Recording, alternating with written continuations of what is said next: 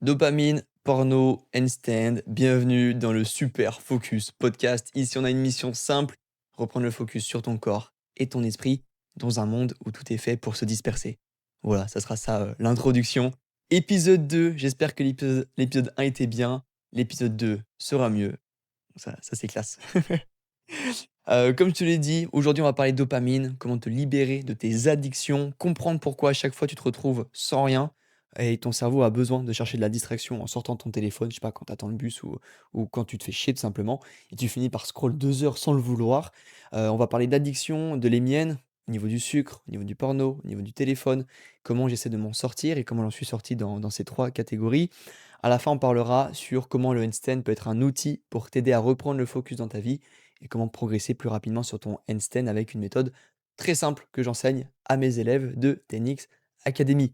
J'espère que tu es chaud, installe-toi bien, installe-toi bien, petit caf. 2 podcast que j'enchaîne en fait, j'enchaîne putain, j'espère que c'est bon, tu en es devenu addict, on parle d'addiction et moi je veux que tu sois addict à ce podcast. Oublie pas le podcast Super Focus, il y aura toujours un récap en PDF pour que tu puisses y retourner et avoir les bases de tout ce qu'on va apprendre parce qu'aujourd'hui, tu vas apprendre un truc qui va pouvoir littéralement changer ta vie. Vraiment, j'ai envie de te partager un truc sur la dopamine. Je vais pas te parler de dopamine, de comme tu as peut-être l'habitude de l'entendre dans des vidéos. On va vraiment parler de concrètement comment comprendre la dopamine et comprendre comment reprendre le focus. Parce que c'est clairement un élément important, la dopamine, par rapport au focus. Et c'est ça qui peut littéralement niquer ta vie ou la rendre incroyable. Celui qui gère sa dopamine, c'est celui qui gère sa vie. Et ça, il faut bien le comprendre. Et aujourd'hui, on va la gérer, cette putain de dopamine qui, nous est, on est dans la merde en ce moment parce que on a le téléphone, on a le porno, on a tout qui est à disposition. Bref, donc premier point, on parle toujours du coup, comme j'ai dit, en 3 points dans le podcast. Bah, perso, ma situation actuelle, donc là, je vais parler du coup par rapport aux addictions, où j'en suis actuellement dans ma vie, dans ma jeune vie, de jeune homme, de 23 ans, voilà, tout juste, qui découvre la vraie vie, on va dire ça. Voilà, donc on va parler, mon addiction au sucre, mon addiction au porno et mon addiction au téléphone. Je pense que c'est les 3 gros trucs de nos sociétés qui sont vraiment, catastrophiques, faut le dire. Donc je vais être transparent avec toi, je suis addict aux 3, pardon. Souvent on met l'addiction comme quelque chose de mauvais sur quelque chose qui est vraiment mauvais comme la drogue et cetera. Mais on en oublie en fait que, bah, le sucre, le porno, le téléphone, même si sur l'instant T, il y a rien de mauvais, bah, en fait, c'est quelque chose qui va ruiner notre vie. Le sucre, tout simplement, bah, si on bouffe du sucre, hop, bah, chiant pour la santé. Le mauvais sucre, hein, en plus, tout ce qui est produits transformés et cetera, c'est relou. Le porno, pareil, ça casse complètement nos systèmes, de dopamine, d'effort et ça nous empêche de faire, plein de choses. C'est catastrophique pour, notre cerveau et nos ambitions et le téléphone, on n'en parle pas. Tu passes, en moyenne, 4 à 5 heures dessus par jour, alors que tu pourrais faire des trucs beaucoup plus intéressants que scroller et on va voir dans cet épisode comment casser ces addictions en comprenant le principe de dopamine. Donc moi, aujourd'hui, au niveau du sucre, je me suis beaucoup calmé. Avant, j'étais vraiment addict quand j'étais, ado. Vraiment, je rentrais du lycée et je pouvais prendre le paquet de sucre en poudre, le sucre blanc là, prendre ma cuillère à soupe et me faire des shots de sucre. C'était franchement, je trouvais ça normal en plus quand j'étais ado, mais avec du recul, je trouve ça fou et ma mère pétait un câble, elle disait: «Mais c'est qui bouffe tout le sucre?» Tu vois? Le sucre, il disparaît et c'était moi, j'étais vraiment addict. Après du coup, cette addiction se transformait sur les bonbons, les gâteaux, où j'ai commencé à beaucoup grignoter beaucoup, surtout quand je me suis lancé à mon compte, je grignotais beaucoup, beaucoup. Je buvais beaucoup de boissons énergisantes. À chaque, séance, c'était une Red Bull, une Monster. Je mettais du sucre dans le café, bref, plein de mauvaises choses. Mais actuellement, ça va beaucoup mieux. Je pense que je suis encore addict, mais en fait, ça va dépendre du contexte. Justement, vous allez voir que l'addiction dépend surtout de ce qui se passe dans votre vie. Le porno, alors le porno, ça a été, pour moi un calvaire. J'ai commencé depuis mes 11 12 ans. Au collège, j'ai découvert ça. J'avais un ordinateur très tôt et ça m'a suivi, bah, jusqu'à aujourd'hui 23 ans. Ça va faire plus de 10 ans que j'en suis addict. Donc avant, c'était vraiment une grosse addiction. C'était vraiment tous les jours. Ça pouvait aller à 2 fois par jour. Tu sais, bah, souvent quand tu as une pause, tu voilà, quand tu vois un truc sur Instagram, quelque chose, que de une fille, qui fait du sport avec un fessier plutôt attirant, bah, voilà, ça te crée des attirances pour aller, consommer de la pornographie. Aujourd'hui, ça va beaucoup mieux. j'en regarde toujours. C'est pas, quelque chose que j'ai réussi à complètement enlever, donc je bosse dessus. Mais tu vas voir que tout ce travail que j'ai fait là pendant ces 5 dernières années où j'ai vraiment commencé à vouloir arrêter, bah, je vais essayer de te partager mon expérience et voir comment ensemble on peut faire pour, casser ce truc qui est vraiment abominable. Mais ça m'a vraiment aidé. Là, vraiment, je suis, on va dire, beaucoup plus, je conscientise beaucoup plus la consommation par rapport à avant. Donc je suis encore addict, mais à beaucoup moins. En tout cas, je subis moins comme je subissais avant. Et ça, c'est quand même pour moi une grosse victoire. Et le dernier, le téléphone. Téléphone actuellement, je suis plutôt content, même si c'est par phase. Je vais avoir des phases où pendant une semaine, je vais pas y toucher. Et je vais avoir des phases où pendant une semaine, ça va être chaotique. Je vais être en sucre, porno, téléphone. Souvent, c'est un combo des trois. Et justement, on va y revenir. Pourquoi des fois, on est dans des phases de tout est nul. On est dans une phase au plus profond où on enchaîne de la malbouffe, on enchaîne du porno, on enchaîne du téléphone à gogo. Parce que j'ai envie de te parler dans cet épisode de la dopamine. La dopamine, c'est une hormone que sécrète ton cerveau pour te mettre dans l'action. Dans l'action avec un résultat à la fin. Donc par exemple, quand tu as faim, tu sais que quand tu vas aller chercher à manger, tu vas avoir la récompense de ce que tu veux. Donc c'est de le mettre en action pour aller, avoir la récompense de manger. Sauf que le problème maintenant, c'est qu'on peut avoir ce truc-là, cette récompense, sans mettre d'effort. Et c'est du coup le problème aujourd'hui de notre société. C'est qu'on peut avoir cette, dopamine, cet effort-là et cette récompense juste en allant sur notre téléphone, en appuyant sur un bouton et hop, on a des notifications, on a Instagram, et cetera et cetera. C'est ça le fléau de notre société, c'est qu'il y a plus d'effort dans cette recherche de récompense. Et là, c'est là le problème. Pareil pour le porno, il y a plus d'effort. Le porno, ça enlève notre envie de reproduction, sauf qu'en 2 clics en allant sur internet, voilà, ça enlève notre effort pour aller chercher ce truc-là. Pareil pour le sucre, tu vas chercher dans ton placard, en 2 secondes, tu peux bouffer un gâteau. Bref, il y a plus d'effort. On peut rester assis, on peut avoir tout ce qu'on veut en restant assis et ça, c'est un gros problème. Donc quand tu comprends ça, tu te dis peut-être que la solution, c'est de mettre plus d'effort dans ce qu'on fait. Et pas forcément. Justement, on va voir comment aujourd'hui reprendre le contrôle de cette dopamine et l'utiliser à notre avantage pour reprendre le contrôle, ou du moins pas forcément devenir bah, du jour au lendemain un robot et être trop fort, mais de comprendre pourquoi des fois on a des phases très basses, pourquoi des fois on est très heureux ou on a des phases très hautes. Voilà, c'est justement comprendre et c'est dans la connaissance qui amène ce pouvoir. On va dire que la dopamine, tout le monde, tous les êtres humains ont une baseline. On a tous une base de dopamine qui varie dans notre vie. Il y a des gens, cette baseline, elle va être très haute, ça veut dire qu'ils vont avoir besoin de consommer encore et encore. C'est des gens qui vont être tout le temps sur leur téléphone, tout le temps à grignoter, toujours à manger de la merde. Encore beaucoup, beaucoup de stimuli qui vont être incapables de juste être là avec eux-mêmes. Genre par exemple, c'est des gens qui vont mettre de la musique quand ils vont prendre leur douche. Parce que juste le fait de prendre une douche sans musique, ça va les rendre, ça va les faire souffrir. Qui vont aller aux toilettes avec leur téléphone. C'est des gens qui ont toujours besoin. Ils ont une baseline très haute en termes de demande de dopamine. À l'inverse, tu as des gens qui vont avoir une baseline très basse. C'est-à-dire que c'est des gens qui vont pouvoir aller marcher tout seuls, sans musique, sans personne, pendant une demi-heure, et kiffer leur life. Être en mode, c'est facile. C'est des gens qui vont pouvoir, ici, couper leur téléphone, prendre un livre le soir, avant de se coucher, lire et prendre un maximum de plaisir. Et qu'est-ce qui différencie ces deux personnes? C'est pas la discipline, c'est pas le fait d'être plus intelligent, c'est juste le fait de contrôler leur dopamine. Et la deuxième personne qui a une baseline plus basse, elle fait pas plus de choses. Elle est pas, comme j'ai dit, plus intelligente à transformer beaucoup de choses dans sa vie. Elle gère beaucoup mieux sa dopamine dans sa vie. Donc là, on a cette baseline. Donc cette baseline, elle n'est pas fixe. Ça veut dire que quelqu'un qui a une baseline très haute bah, peut aller à une baseline très basse et vice-versa. Quelqu'un qui a une baseline très basse peut devenir quelqu'un qui a besoin de beaucoup de dopamine. Donc, donc voilà. Maintenant, il faut comprendre que la dopamine, elle marche par c'est binaire. Ça veut dire que si tu prends plus un dopamine, derrière, tu vas forcément avoir un crash. C'est un petit peu comme, comme quoi, comme exemple?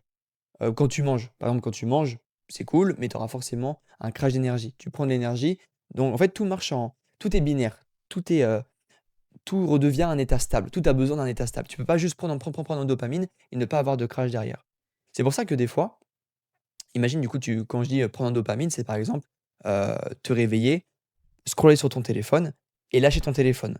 Là, tu vas être dans la souffrance parce que ton cerveau, il a tellement eu de récompenses grâce au téléphone que juste après, si tu lui demandes de ne plus rien faire, bah, tu vas te retrouver en dessous, de ta baseline et tu vas souffrir. Donc, on prend un exemple très simple qui va être concret, qui va parler à tout le monde.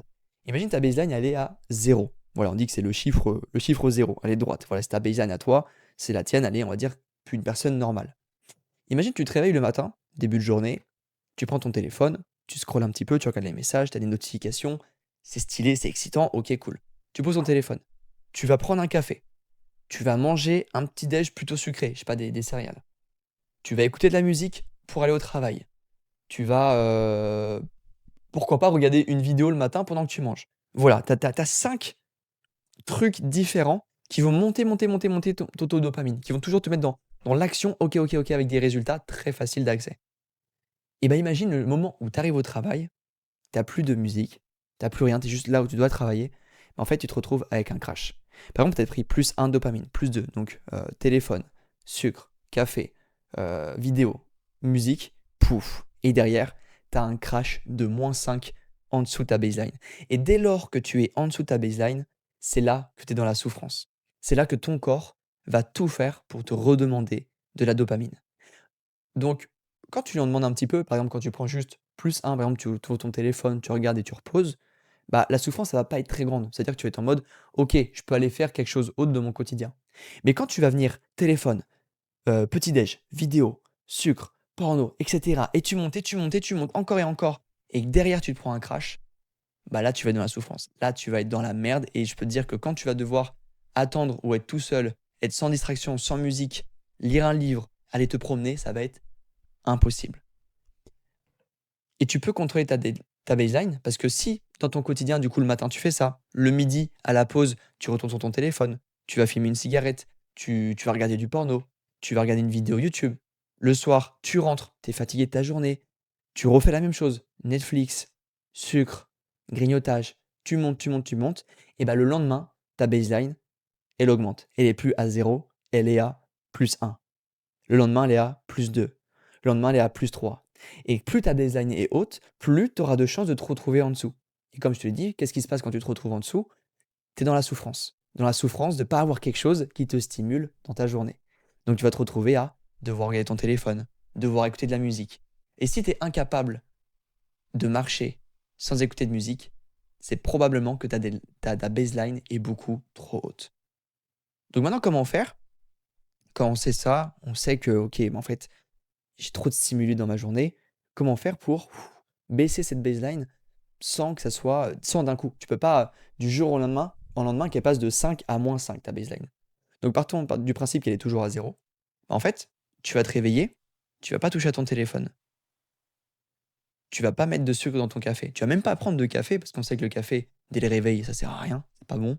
Ça empêche ton cortisol de monter et on sait que s'il y a pas de cortisol dans le corps, c'est de la merde. Donc pas de café dès le réveil.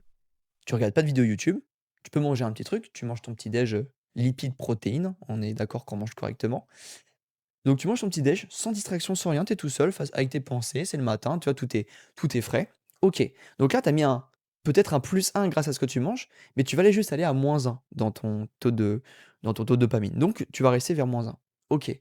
Tu vas au travail, peut-être tu mets ta petite musique, donc tu retournes, un peu à +1, OK. Au travail, bah, du coup, comme t'as pas un gros crash de dopamine, tu vas kiffer, tu vas kiffer travailler et cetera, ça va être trop bien. Puis pareil, le midi, tu regardes pas de vidéo quand tu manges, tu dégustes tes protéines, tes lipides, un peu de glucides avec quelques fruits, tac, tu dégustes, tu sens la saveur, tu parles avec tes collègues, je sais pas, tu kiffes, voilà, tu pas là à regarder une vidéo, à être tout seul et à prendre un shot de dopamine de ouf. Et le soir, tu rentres, tu te fais une petite marche, tranquillou, et en fait, tu te retrouves avec des choses qui vont être dans la souffrance. Par exemple, quand ta baseline est à 0, peut-être qu'actuellement, bah, aller marcher, en fait, ça va tellement peu t'exciter, ça va être en dessous de ta baseline. Tu vois, marcher, ça va être en dessous. Aller lire un livre, ça va être en dessous. Donc ça va être des choses qui vont pas t'exciter. Mais si tu les fais, le lendemain, qu'est-ce qui se passe? C'est que ta baseline, au lieu d'être à zéro, elle va être à -1. Si tu refais la même chose, le 2e jour, ta baseline va être à -2. Le 3e jour, à -3, -4, -5. Et qu'est-ce qui se passe quand ta baseline elle est à -5? Et ben, en fait, c'est que lire un livre et marcher dehors sans musique, et ben ça va être au-dessus de ta baseline, ça va plus être en dessous. Et comme c'est au-dessus, bah, ça va être excitant. Tu auras envie d'aller marcher, tu auras envie d'aller lire ce livre et tu auras envie, de faire des trucs simples qui vont te rendre heureux. Et plus ta baseline est basse, plus tu vas être heureux des choses simples. Voilà, j'espère que j'ai réussi à simplifier parce que c'est dur, il y a pas de schéma, mais tu comprends que tout ça, c'est avec un schéma, ça aurait été plus simple. Mais tu comprends que tout est une question de où est-ce que se situent ces efforts, où est-ce que se situe ta baseline. Plus elle est haute, plus tu es dans la souffrance, parce que tu manques tout le temps. Plus elle est basse, plus tu es dans la kiffance. Tu aimes ce que tu fais et toutes les choses simples te paraissent bien. Manger sans musique, ça va être un pur bonheur pour toi. Donc c'est pas quelque chose qui se fait du jour au lendemain, c'est quelque chose justement qui se fait par phase et souvent quand tu es dans une bonne dynamique et ça t'est déjà arrivé je pense d'être dans une bonne dynamique avec des bonnes habitudes, avec, peut-être tu as enlevé les réseaux, tu as enlevé le sucre et cetera et tu te sens de mieux en mieux. Dans ta vie, tu es en mode: «Putain, je me sens trop bien, tout me paraît cool, tout tu es dans la kiffance, les gens te paraissent heureux et cetera» et dès lors que ta baseline remonte, c'est ciao. C'est catastrophique, c'est voilà, c'est de la merde. Donc le truc simple pour baisser ta baseline, c'est tu dois apprendre à t'ennuyer. T'obliger un petit peu à faire des choses qui te paraissent chiantes à l'instant T, mais qui vont devenir attractifs après, comme lire des livres, comme aller marcher, comme ne pas mettre de musique. Et je te donne des cas que j'ai mis en place moi dans ma vie pour m'aider à baisser ma baseline quand je sens qu'elle est trop haute. Point numéro un, c'est pas de téléphone au réveil. Voilà, pas de téléphone, c'est juste tu regardes pas ton téléphone pendant 1 heure, 2 heures, 3 heures ou du moins tu conscientises si tu as besoin de regarder. Si tu sais que tu as peut-être un mail important ou un message important ou bref, tu dis: «OK, je prends mon téléphone mais c'est pour aller voir mon message et dès que j'ai vu mon message, je ferme». Voilà, si tu arrives à le conscientiser, c'est déjà cool. Le deuxième point, c'est, heu, la musique. J'ai réduit ma consommation de musique un maximum. Par exemple, quand je vais aller m'entraîner dans ma voiture, je vais toujours en mettre, mais je vais m'interdire d'en mettre en revenant. Ça veut dire que dès que je finis ma séance de sport et que je suis dans ma voiture, pendant 10 minutes pour rentrer chez moi, je mets pas de musique. Je suis juste moi avec moi-même dans mes pensées et voilà. Pareil quand je prends ma douche, pareil quand je veux me déplacer à un endroit, je sais pas, je vais en vélo, je prends le bus ou je vais quelque part, je mets pas de musique. Je m'oblige à être moi avec mes pensées. Donc lire, tu peux lire des livres et tu peux aller marcher. Marcher, c'est très, très puissant. Va marcher juste 10 minutes, juste tu sors de chez toi, juste tu vas dehors, tu marches 10-15 minutes, pas plus et tu reviens. Je peux t'assurer que ça peut baisser ta baseline d'un coup et ça pour tes addictions, ça va être trop bien. Donc tu l'as compris du coup comment enlever tes addictions maintenant qu'on comprend un peu cette baseline, OK, on comprend comment elle fonctionne. Comment maintenant on peut enlever les addictions? Il y a dans le livre que j'adore, Atomic Habits de James Clear, qui explique que, bah, il y a 4 phases d'une habitude. Il y a la phase de tu découvres, d'action, de récompense. En fait, c'est 4 choses qui sont en tu as le stimuli, je veux dire, tu vois la chose, après tu as l'envie qui se crée, après tu as l'action et tu as le résultat, bref. Et le but pour enlever une mauvaise habitude, c'est de casser ce cercle des habitudes. C'est-à-dire, c'est d'enlever la phase de l'envie. Quand tu as envie, c'est quand tu vois quelque chose, par exemple, tu vois une pub, McDo, tu as envie de manger, tu vois? Tu te dis: «Ah putain, ça donne faim». Mais si tu as pas vu cette pub McDo, bah, ton cerveau va pas avoir eu envie d'avoir faim, donc tu vas pas grignoter. Bah, ça va être pareil avec le sucre. Faut enlever les frictions. En fait, il faut augmenter les frictions justement. Si tu es addict au sucre, analyse dans ton quotidien qu'est-ce qui te rend addict. Est-ce que tu as des produits transformés chez toi? Est-ce que tu mets du sucre dans ton café? Est-ce que, en repas, tu as toujours, des bonbons qui traînent? Tu sais, des habitudes. Essaye d'analyser quelles habitudes dans mon quotidien peuvent m'amener à cette addiction. Et on revient un peu au premier podcast, à l'épisode 1, où je parlais d'incarnation. Si tu incarnes, par exemple, moi je voulais incarner la personne en bonne santé qui mange bien. En fait, j'ai analysé qu'est-ce que fait un athlète en bonne santé qui mange bien? Et bah, elle mange, des produits bruts, pas transformés, de la viande, des légumes, des fruits et cetera. Elle va pas prendre de Monster, elle va pas manger des granolas, prendre des Tagada, tu vois?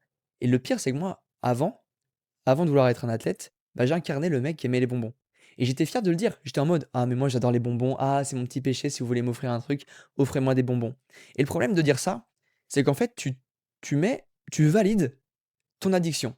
C'est comme si tu disais aux gens: «Ah mais moi je me drogue, j'adore me droguer, mais offrez-moi de la coke en fait. Offrez-moi de la cocaïne, j'adore me droguer, putain qu'est-ce que j'adore ça!» Mais sauf qu'on a banalisé ça avec le sucre. On a banalisé ça avec l'alcool. C'est OK de boire de l'alcool aujourd'hui. Je sais pas si vous vous rendez compte? C'est OK de dire: «Mais offre-moi une bouteille, offre-moi de la bière». En vrai, je trouve ça fou. Je trouve ça fou. Voilà, tout simplement. On a banalisé ça. Je trouve ça un truc de ouf. Donc faut pas banaliser. Faut être contre les gens, faut être contre ce que les gens disent et arrêter de dire que c'est OK de vous offrir un paquet de bonbons pour votre anniversaire, de vous goinfrer, tous les week-ends parce que, c'est, le week-end où vous pouvez faire plaisir. Non, c'est pas normal. Porno, idem. Enlever toutes les frictions. Moi, ce qui m'a sauvé la vie, c'est téléphone. Bah, ce qui m'a détruit et sauvé, Instagram. Si vous avez une fesse qui tombe tous les 2 slides, voilà, vous savez ce qu'il y a à faire. Vous allez sur les 3 petits points, bloquer, désabonner. Désolé, toutes, les filles qui montent leurs fesses sur Instagram, mais vous vous rendez pas compte à quel point ça stimule chez les gars ce truc-là d'aller, justement après consommer, de la pornographie et c'est horrible. C'est pas contre vous, mais moi je veux pas m'abonner à des filles qui montrent leurs fesses. Même si businessment parlant, ça peut être intéressant pour elles et qu'elles sont pas là pour ça. Mais pour nous, en tant que gars, on conserve notre énergie, on conserve notre dopamine. Et quand notre cerveau voit ça sur Insta, il pète un câble. Donc, autant lui enlever un maximum. TikTok, ce compte TikTok, je sais pas ce que vous faites sur le podcast, mais s'il vous plaît, enlevez TikTok de votre téléphone. À bannir. Vraiment à bannir. Qu'est-ce que j'ai mis? J'ai écrit d'autres. Ne pas stopper. Voilà, ne pas stopper d'un coup la pornographie. Vous n'allez pas vous dire, allez, là, je fais 30 jours sans pornographie. Tout le monde a essayé, ça a jamais marché. Se forcer quand même à arrêter, essayer d'analyser en fait ce qui s'est passé avant et souvent quand on tombe là-dedans, c'est que dans la journée, il y a eu des gros pics. Ça veut dire que, comme j'ai dit, si tout ce que vous faites dans votre journée, ça va être téléphone, sucre, vidéo YouTube, musique, sucre, et cetera et bah, évidemment qu'en rentrant chez vous, vous allez tellement avoir un crash que le seul moyen de récupérer ce crash, c'est d'en regarder de la pornographie. Alors que si vous commencez avec un peu de lecture, un peu de marche, pas de musique, tranquille, bah, votre cerveau n'aura pas besoin d'aller chercher ce pic de dopamine parce qu'il l'a déjà avec le reste. Donc il n'aura pas besoin d'aller regarder du porno. Donc maintenant, analysez quand est-ce que vous retombez dans la pornographie dans votre journée, quand est-ce que ça arrive. Et 90% du cas, ça arrive soit à cause d'un truc sur Instagram, soit parce que vous avez un gros crash de dopamine à cause de tout ce que vous avez fait avant. Et là, du coup, vous avez plus conscience et vous pouvez vous dire, ok, bah là, j'accepte, c'est pas grave si je retombe dedans parce qu'il s'est passé ça. Et le problème, c'est pas la pornographie, c'est tout ce que vous faites dans votre quotidien en fait, qui amène à la pornographie. Pareil pour le téléphone, s'il vous plaît, imposez-vous des règles simples, pas de téléphone au réveil, conscientisez le fait d'aller sur Instagram. Dès que vous allez sur Instagram, dites-vous avant pourquoi j'y vais. Et dès que j'ai fini ce que je voulais faire, arrêtez. Vous pouvez même utiliser moi j'ai un truc en plus sur Google pour me bloquer, mon feed Instagram, et mon feed, YouTube, mon YouTube Short, vous enlevez YouTube Short. Vous enlevez les notifs, hop, ça c'est j'ai aucune notification à part mes élèves pour WhatsApp, et ma famille pour WhatsApp et cetera, mais j'ai aucune notification, mail, Insta, tout ça, vous enlevez s'il vous plaît et désinstallez TikTok. Voilà, là je vous ai donné les clés pour reprendre un peu le contrôle sur votre dopamine, comprendre vos addictions. S'il vous plaît, faites ça, franchement ça peut vous sauver la vie. Moi ça m'a sauvé la mienne donc voilà. On est déjà à 24 minutes de podcast. Comme j'avais dit, je veux que le podcast soit rapide, condensé et efficace. Là, je vais parler du dernier point, le point plus, calisthénie, le point handstand. Comment le handstand peut vous aider à travers ce combat, de dopamine, ce combat à travers vos addictions? Hem, le handstand, moi, je trouve ça incroyable justement parce que il permet de dire: «Montre-moi ta relation avec le handstand et je verrai ta relation avec toi-même, avec ta dopamine». Les gens qui ont souvent un handstand, ça va être des gens qui vont être plutôt, un handstand propre, hein, tu vois? Bien droit, bien maîtrisé. Des gens qui vont plutôt être calmes, qui vont gérer leurs émotions, qui vont gérer leur dopamine, gérer leur focus. Comparé à ceux qui vont être un peu plus nerveux, qui vont devoir consommer encore et encore, encore avec beaucoup de stimuli, vont avoir du mal à maîtriser leur handstand. Donc des choses très simples que tu peux amener pour, débloquer rapidement ton handstand, bah, il faut que tu sois concentré, il faut que tu sois focus en fait dans ton entraînement. Focus à la fois sur 2 couches d'entraînement. Tu as la couche, on va dire, un peu extérieure, donc dans ta vie. Plus tu vas être focus dans ta vie, plus ça va être simple le focus dans l'entraînement. Focus dans l'entraînement, donc ça veut dire, comment j'ai conscientisé ça? Genre dans ta séance, donc ça veut dire ne pas avoir d'Instagram, ne pas avoir des grosses musiques hardcore qui vont te donner un shot de dopamine, des musiques plutôt calmes. Tu peux même préparer ta playlist en avance. Mais en gros, pas de Instagram pendant l'échauffement et pendant ta séance handstand. Et le dernier focus, il est plus intérieur, troisième couche, au niveau du corps. Comprendre, conscientiser les parties de ton corps. Beaucoup de pratiquants s'entraînent en handstand sans jamais conscientiser leur corps. C'est-à-dire qu'ils posent leurs mains, ils lancent les jambes et c'est tout. Alors que le handstand, la puissance du handstand et ce qui te fait tenir, c'est que tu conscientises le fait de tenir. Tu conscientises ce qui se passe au niveau de tes mains, ton placement des mains. Une fois que tu as conscientisé ça, tu vas conscientiser ton verrouillage des coudes. Hop, mes coudes sont verrouillés. Une fois que tu as fait ça, tu vas conscientiser tes épaules. Ok, mes épaules sont poussées, mes épaules sont bien positionnées au-dessus de mes mains. Après, c'est ton bassin. Après, c'est tes jambes. Quand tu vas faire un kick-up, tu vas conscientiser, ok, où est-ce que je dois me concentrer sur mon kick-up pour tenir mon handstand? Et ça, c'est la question que tu dois te poser. Quand tu fais ton équilibre, dis-toi, ok, si par exemple tu tombes, où est-ce que j'étais en train de me concentrer? Qu'est-ce que j'étais en train de faire pendant ma série de handstand? Si tu fais du handstand contre le mur, par exemple, tu dois décoller des pieds du mur, sur quoi tu te concentres pour tenir ton handstand? Est-ce que tu te concentres sur les mains? Est-ce que tu t'es concentré sur les pieds? Est-ce que tu t'es concentré sur les abdos? Si tu t'es concentré sur rien, il y a un problème. Concentre-toi toujours sur quelque chose et vois la différence. Et c'est là, la méthode Super Focus, tu vois qu'elle est là à plusieurs endroits, plusieurs échelles, dans la vie et dans l'entraînement, mais également dans le corps. En handstand, tu dois te focus sur les parties de ton corps. Tu dois être capable de, quand tu repars en arrière, contracter ton corps pour revenir à l'endroit. Ou quand tu repars trop en avant, tu reviens à la position de l'équilibre. Et pour ça, il faut être focus. Mais pas que dans le handstand, dans l'entraînement et dans la vie. C'est toujours ces trois couches qui sont interconnectées en fait dans l'entraînement. Et quelqu'un qui va être beaucoup focus dans sa vie à gérer ses émotions, gérer son stress, gérer ses stimuli extérieurs, va être ça va beaucoup être plus simple pour lui d'aller gérer son équilibre sur un format plus intérieur. Voilà, tout simplement. Donc, comme je te l'ai dit, tout ça, tu dois le faire. Pas de téléphone à l'entraînement, pas d'Instagram. Tu peux préparer ta playlist avec des musiques plutôt calmes que tu aimes bien pour le handstand. Encore mieux si tu as ta séance handstand, euh, des exercices préfaits que tu peux faire, que tu sais que tu as à faire, c'est encore mieux. Parce que le pire, c'est d'arriver à ta séance handstand, de pas savoir quoi faire, de te finir à tester 3, 4, 5, 6 exercices différents que tu as vus sur Insta, retomber et te dire, bon bah ok, ça marche pas, on verra demain. Bon, au bout de 6 mois, tu vois bien que ça progresse pas.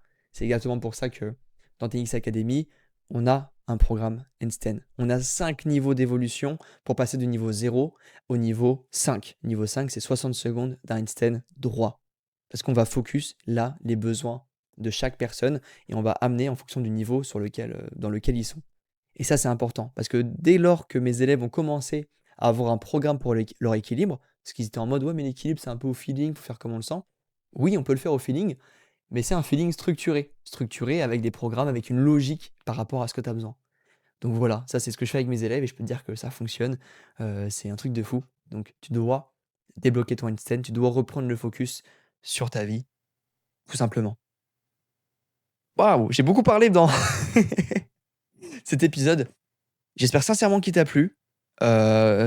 J'espère vraiment que tu as fait un déblocage mental sur ce que c'est la dopamine et comment reprendre ta vie en main grâce à ça. Bah, si tu veux me faire un petit retour, n'hésite pas à mettre un commentaire sur Spotify, Instagram, ou m'envoyer un message ouais, sur Instagram. C'était Lucas, j'espère que tu as kiffé. On se retrouve au prochain épisode semaine prochaine. Je sais que tu es addict à mon podcast, donc voilà, reste connecté. Des bisous. Ciao, ciao.